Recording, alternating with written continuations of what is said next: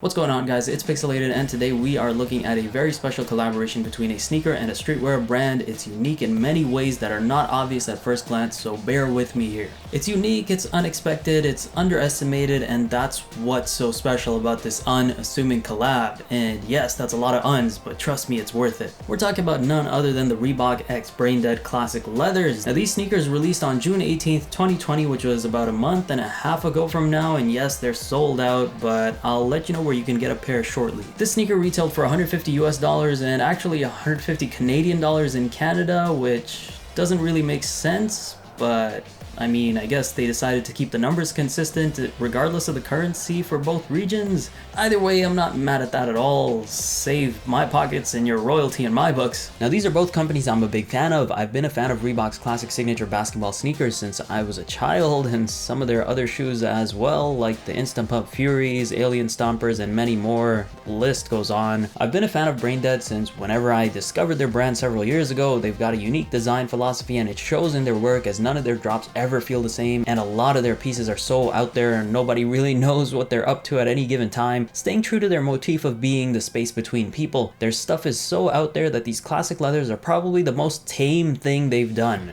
ever, and that's not an exaggeration. Yes, these released in limited quantities and they pretty much sold out instantly, but I've left a link in the description where you can guaranteed get your size for a great price. I have a lot to say about this shoe and the brands behind it, but before we get into that, let's quickly go over the materials. Of course, with Braindead, you should be expecting the unexpected, and the best place to expect the unexpected is in the materials. Now, this is a classic leather, and to be fair, the materials for the most part aren't something you haven't seen before, but considering most classic leathers are mostly, well, all leather, there's something to be said about how special these are. But to get started, the upper is mainly made of mesh and hairy suede.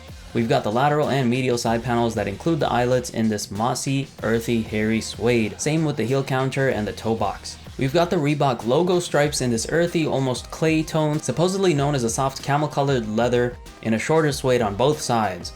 We have spacer mesh making up the rest of the shoe, such as the top of the toe box and the inner side panels underneath the leather and suede cage. The tongue is also made of hairy suede with a kind of light neon tongue tab that incorporates Reebok branding along with the Braindead logo. Their logo is usually the outline of the sideways head, but typically says Braindead inside. However, this time it has the flowery Reebok logo. Not sure if that Reebok logo has a name. If it does, leave it in the comments, please. I want to know. This is one of the unique features of the shoe, along with many others. For example, the side panel of this shoe says Braindead in this squiggly text instead of the typical Reebok in the classic Reebok font. We see a similar detail on the ankle collar in the back. We have a lavender suede panel with Braindead text in that squiggly font once again, and if you're wondering what that squiggly font has to do with anything, well, look no further than the laces. The shoe comes with these faded yellow fuzzy laces, also referred to by Braindead as inchworm laces, because they were undoubtedly inspired by inchworms. If you don't know what inchworms are, think back to all those animated movies you used to watch back in the day with any sort of insects, and they showed that worm with the extreme hunch in its back crawling around an apple. I mean, you've probably seen them in close-ups in movies too. Yep, those are inchworms. And if you look at the shoe as a whole, it definitely gives you that earthy, marshy vibe, which is exactly the type of environment you'd find inchworms in.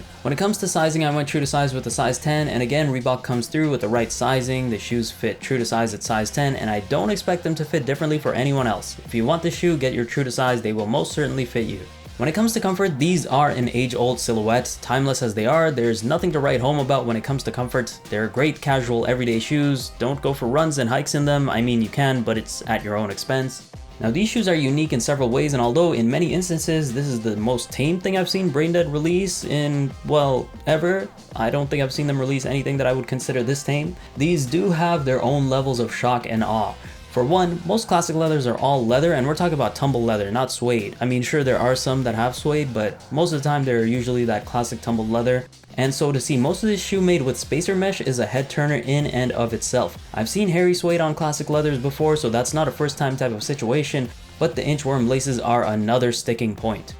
When you have a shoe that's pretty standard in everything else, to have laces that are brightly colored and hairy, especially considering I've never seen laces that look particularly like these ones, that's a statement right there. Then we have unique hits that you might have not noticed, like the spacer mesh on the back of the shoe is a slightly different shade than the rest. I can't tell you exactly why they did this, but they did it. And as a sneakerhead, these are the little details I live for. At the end of the day though, it's about how the shoes look on feet, and as someone who's very impartial to classic leathers, I don't tend to seek them out but I don't dislike them either. There just hasn't been a pair. There was one pair, the first pair of Kendrick Lamar's, that kind of caught my eye, but it still wasn't doing enough for me to consider seeking them out. These, however, have got my attention. They're the only pair of classic leathers I've really ever wanted to wear out, and they're actually going for great prices, all things considered, so I'll leave a link in the description where you can get your size guaranteed. So go ahead and check that out if you think they're nice. What did you think about this collab? Did they hit it at the park, or did they leave nasty inchworms in the marsh? Do these hold up to the Converse X Braindead Chuck 70? Let me know what you think in the comments. Make sure to like the video if you enjoyed it. Make sure to subscribe so you don't miss out on future content, and I'll catch you in the next one. Pixelated is an inchworm.